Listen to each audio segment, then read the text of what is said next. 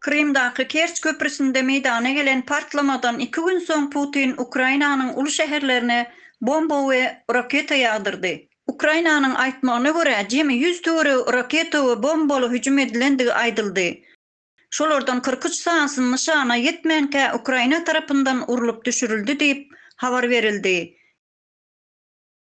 Emma galan raketalar Ukrainanyň alt ýapylaryny urup, ýylynda 11 adamyň janyny aldy.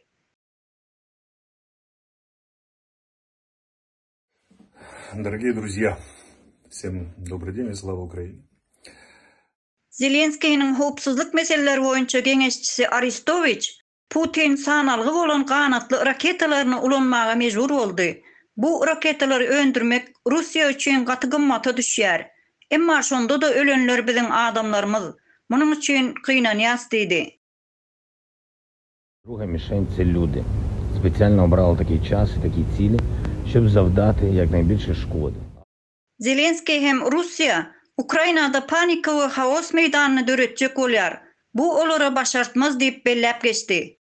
Ворог хоче, щоб ми злякалися, щоб люди побігли,